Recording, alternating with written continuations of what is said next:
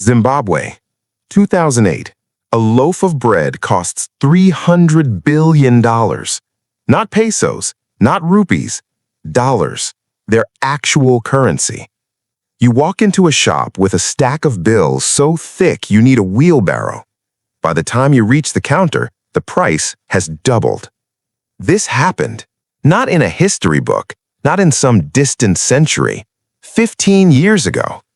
And right now, in 2026, governments around the world are doing the exact thing that led to that moment. They call it stimulus, they call it quantitative easing, they call it emergency relief. But what they're actually doing is something far stranger and far more dangerous than most people realize. Quick thing before we go further. If you want to understand how money actually works, not how they tell you it works, hit subscribe. We're breaking down the systems that run everything, and most people will never hear this explained anywhere else. All right, let's keep going. Here's what you've been told. When a country needs money, it prints more. Simple, logical. The government runs out of cash, fires up the printing press, and suddenly there's more money to spend. That explanation isn't wrong, it's just catastrophically incomplete. Because money doesn't get printed the way you think it does. The mechanics are weirder, the consequences more delayed, and the people who benefit most are almost never the people who need it. So let's break this down from scratch. No jargon, no politics, just the cold architecture of how this actually works, and why every single time in history it's been tried at scale, it ends the same way. First, forget the printing press. That image, the one you have in your head of a government literally running machines that spit out bills, that's not how modern money creation works. Most money today isn't physical. It's digital, numbers in a database. And the entity that controls those numbers isn't always the government itself. It's the central bank.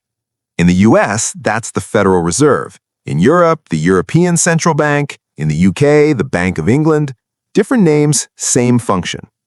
Here's the trick. When people say a country prints money, what actually happens is this. The government needs to spend more than it collects in taxes. Let's say it wants to build infrastructure, fund healthcare, pay salaries. It doesn't have enough revenue, so it issues bonds. Bonds are IOUs, promises to pay back the money later with a return. Normally, these bonds get sold to investors, banks, pension funds, foreign governments. They hand over cash, the government spends it, everyone moves on.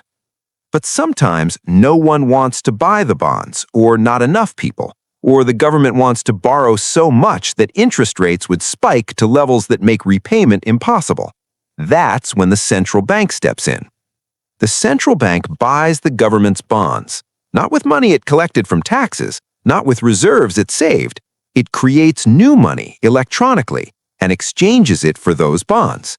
This is the printing. Digital, instant, invisible to most people.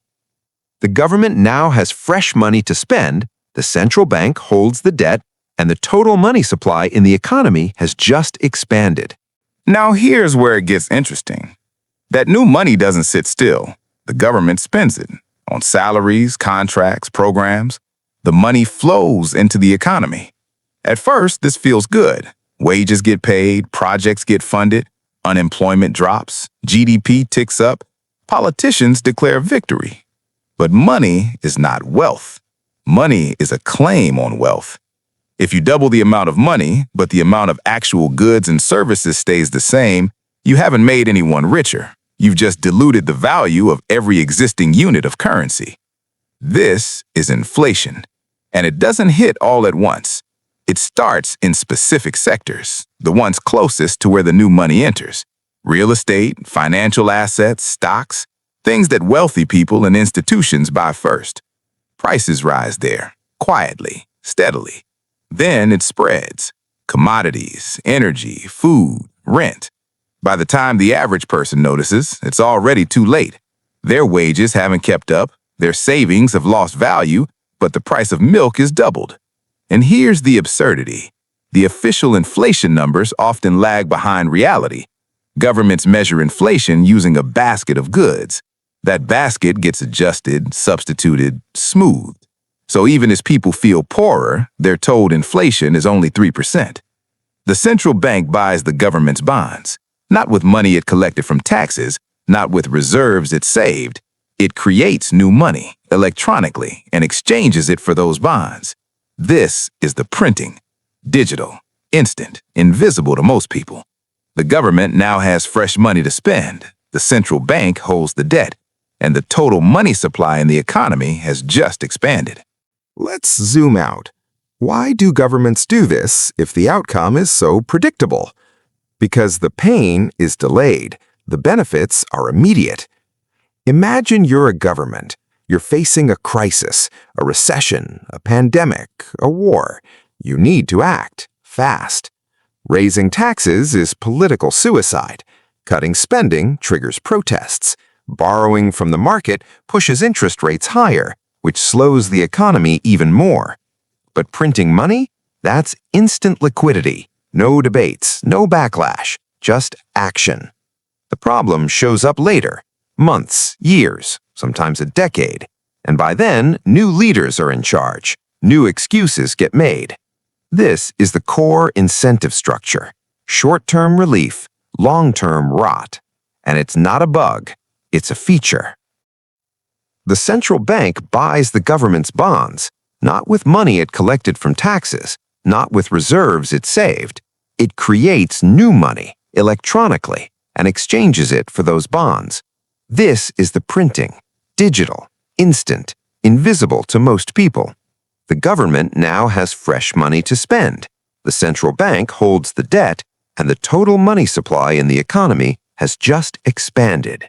Here's the part most explanations skip. Not all money printing leads to hyperinflation. Not immediately, sometimes not at all. Why? Because inflation depends on more than just money supply. It depends on velocity, how fast money moves through the economy. During a recession, velocity collapses. People save. Businesses hoard cash. Banks sit on reserves. Even if you print trillions, that money might not circulate. This is what happened in 2008. The Federal Reserve created over $4 trillion. Most of it stayed in the financial system. Asset prices soared. Inflation in consumer goods stayed low. For a while, this looked like magic. Free money, no consequences. But velocity doesn't stay low forever.